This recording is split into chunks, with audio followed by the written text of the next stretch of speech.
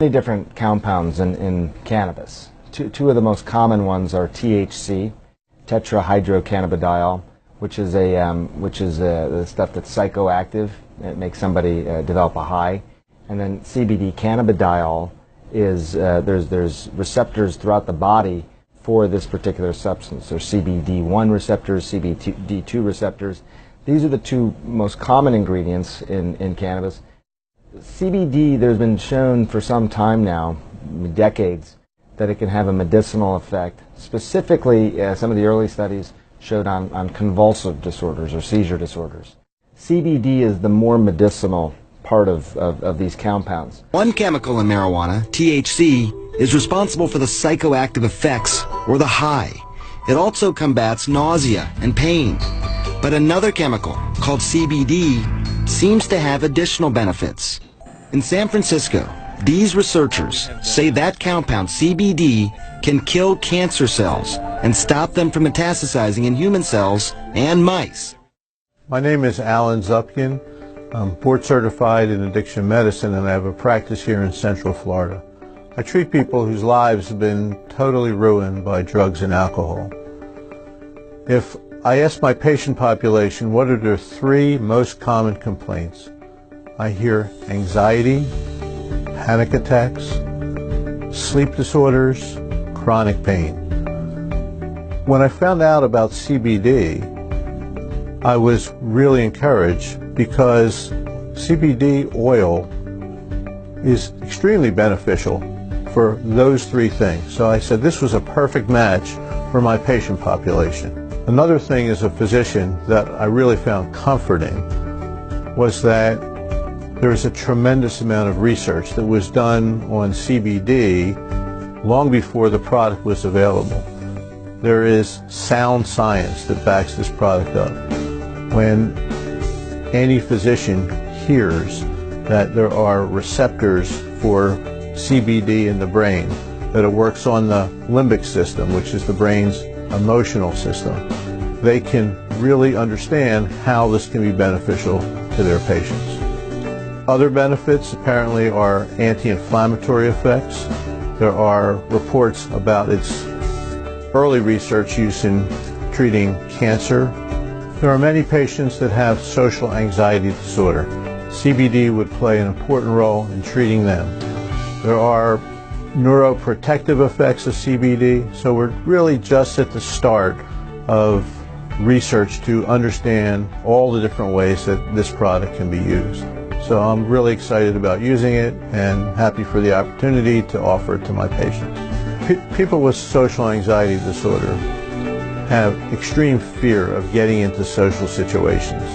They have difficulty approaching people, they have difficulty going out shopping or going to malls. Anywhere there's other people, they have extreme fear of that situation. So a lot of people learn to medicate to cope with that problem. Having a natural product that would help them in that situation would really reap benefits for them. So I'm really excited about that use. And the truth is, it's a very common disorder. One of the reasons that people are trying to legalize medical marijuana in this country is for its CBD content. This product, which is sold as a supplement, is legal in all 50 states, and in fact is being used worldwide, because there is no THC in this product. And therefore the negative effects of THC, getting high, getting munchies, having paranoia, are simply not found with this product. One of the other benefits of CBD is that in a small percentage of people who smoke marijuana who have certain genetics, they actually develop schizophrenia. CBD can act to counteract that problem, and it's used as an antipsychotic. It can repair brain damage. In addition, people that have psoriasis and other skin disorders can benefit from topical application of CBD. More than half the states in the union now have legalized medical marijuana. But did you know that you do not have to get high to consume it? And that it is helping some folks avoid the opioid vortex altogether. So many people have questions about medical pot and have no idea who to ask or still feel uncomfortable even doing it. Enter the Knox family, all doctors practicing conventional medicine until they saw a need in their community. Watch this. Meet the Knox family. A little bit. A family of MDs. But how these doctors treat patients might surprise you. The cannabis is really helping. They counsel on cannabis. We call what we do in the clinics integrative cannabinoid medicine because we know that cannabis is not the thing that's helping people heal. It is a tool that helps the body really heal itself. All of these people had either failed conventional medicine or conventional medicine had failed them. Janice was asked to fill in at a medical marijuana center in Portland, Oregon. Of course, I had my preconceived notions about people who used marijuana. They just want to get high and be stoners. But when I went there, who I saw totally just rocked my conventional medicine world. I was so enthralled that I just started learning. Meanwhile, their daughters were graduating from medical school with MDs and MBAs. At first, I was sort of like, mom's doing something crazy again. But as she continued to talk to us about the patients she was seeing and the changes she was seeing in these patients from using cannabis medicine, I think both Rachel and I sort of got hooked. Oh, like look at the changes that are happening in these patients that in a primary care clinic we weren't seeing with our own patients. Their clinic helps answer questions from what form to take medical marijuana in. I'm trying new products now. To how much. Reduce the amount of THC that you take. Yeah. They see patients of all ages and ailments, from cancer, chronic neck pain, yes, to chronic pain. Even a 15-month-old baby with an inoperable brain tumor named Daxton Olson. We went through the why us phase for so long. The doctors told us that there was nothing in their arsenal to shrink the tumor. Daxton was put on a chemotherapy regimen, but after 3 months of treatments and some complications, the tumor had grown. Daxton also suffered from daily seizures.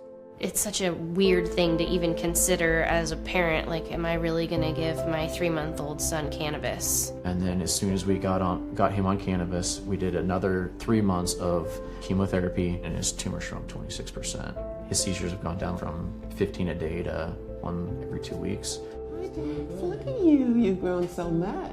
Daxton's doctors told us they credit the chemotherapy for shrinking his tumor, but say they can't rule out that the cannabis is also helping. Little one. More conventional thought is that cannabis could be used as a last resort, but I really firmly believe there's a number of conditions that it should be your first resort. The doctors of our generation, we want to be bold and courageous, and the changes that cannabis does make in people's lives even more compelling for us as people who want to be healers. Wow. Janice, Rachel, Jessica, and David Knox, welcome to you all. Thank you so much for being here. A family full of doctors. We got a bunch of doctors here. All right, so let me start with you on this, Janice. You don't prescribe medical marijuana, so describe what you do. Well, it's still federally illegal, so we're not allowed to prescribe the plant. However, we are allowed to assess patients for their medical conditions. If they have a condition that qualifies them to get a state-issued medical marijuana card, then we can do that. But with that, we have to examine their records, examine the patient, just the usual things we do with conventional medicine. We still have to perform those tasks. Mm-hmm. How unique is this, Rachel? How unique is this service that you guys are doing? Oh, extraordinarily unique. You know, before we got started, patients could go to a clinic and get a card. They would get evaluated. It might take 5 to 10 minutes. But what we decided to do, because patients had so many questions on what to use, how to use it, when to use it, we started counseling them on their use, using the very pragmatic information that we were able to glean from the current trials and studies that have been done, to help really narrow and more define how they're using that plant so that they can get meaningful outcomes. So your mom and dad come home one day, Jessica, and they're like, we're going into the pot business? Or like, what? How is that explained to you from the mom who used to be like, they're just stoners who want to get high? How did that woman transform into this woman? Yeah, you know, she's always been revolutionary. You know, she loves to talk about how she was a graduate of UC Berkeley, which is a revolutionary school. And so we were in residency, and she would call us and talk to us about the work she was doing in these clinics. And I wasn't surprised that she was doing something unusual. This is a woman who, in 2007, was mining Bitcoin in the basement. No way. You know, she's always been doing something that's on the cutting edge. And she's smart, she's brilliant. And so listening to her and the conviction she had and the patients that she was taking care of, you know, we didn't brush it off as just something mom is doing crazy again. Yeah. There was something there. And that we experienced as we started reading about it, listening to her experiences, talking to patients ourselves, there was something there. Okay, so there's so many questions. When we come back, do you have to get stoned to use medical marijuana? And is it dangerous? And we're back now with the Knox family, a family of doctors who specialize in medical marijuana, and they're trying to educate the public and change people's perceptions about this drug. David, let me ask you, because you're an ER physician as well, right? That's correct. So what, you know, our moms told us it's going to ruin your brain. Yeah. Like, don't do any sort of marijuana. So is that still true? Well, you know, you only have one line on your medical record to record cannabis use, and that's drugs of abuse. So I'd have to say in my 40 years in the emergency room, I've seen every day opiate problems, alcohol problems. Maybe I can count two hands truly cannabis problems. Mm-hmm. I mean, it's very unusual. It's such, I mean, it can help. We've seen, especially with the seizure disorders, it helps so many people. But, you know, there's still a stigma attached to it. But, I mean, how did you were brought up in the same way I was, right? Which is like, it's... Absolutely. Like, we had the groups in our school. It was like the swelts and the creamies and the dirties and the jocks. And the dirties were the ones who did pot. So it was associated in my mind with like, oh, those are the kids who are on drugs. They're on drugs. Correct. You know, and I grew up the same way, very religious family. If you even whispered the word drug, you were going to go to hell. But I tell you, once I read the science behind cannabis, which is not cannabis actually, it's a system in our bodies called the endocannabinoid system that all of us have. And it's true science, it's true physiology. And when I understood what that physiology meant and how cannabis could affect that physiology, and it really is about that physiology, not cannabis, because there's other herbs out there that have cannabinoid-like activities. But once you understand that, then you realize we really have something valuable here that we have all been cheated out of. Mm-hmm. Right, because obviously it was a recreational drug and used in a different way long before people started to consider it medically. What about that? Do you have to get stoned? I mean, I think a lot of people don't want to get stoned, but they'd like some of the medical benefits of it. People think they have to toke up a bong or something. They don't. Have I mixed my... No, I think I've mixed... I don't know if you choke a bong. Okay, sorry. Okay. You did. And no, the overwhelming majority of our patients tell us they don't want to get high right out the gate. They just want to solve their medical problems. How do they take it in? What are the options that they use? A variety. So everybody's familiar with inhaling, toking the bong, as you might say. Again, but inhaling through a joint or a vaporizer, but most people don't even want to inhale. So we're talking about topical applications. People can rub into their joints. We're talking about tinctures that you can drop under your tongue or And it rub doesn't into make you your gums. fuzzy-headed, or it doesn't give you those other Not effects? necessarily. Wow. You know, we have to talk to patients about their ratios or their chemical profiles, which we call chemo profiles. And we talk to them about how much THC versus how much CBD and other molecules that they'll need to avoid that high. That's the business you're in right now. So how do you figure out who really needs it and who is just looking for a high? Who's there to sort of abuse the system? Yeah, sometimes, well, so the states, first of all, have guidelines. So most states actually, enumerate the conditions for which cannabis can be recommended. So in those states, we're specifically recommending it to people who have those conditions.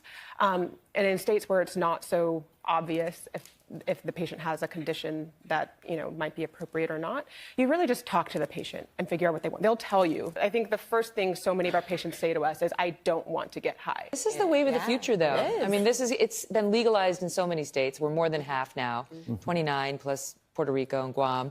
And obviously recreational use is getting legalized in more and more states as well. So I think you might be, once again, on the cutting edge. Bitcoin to marijuana advising. Thank you all for telling your story.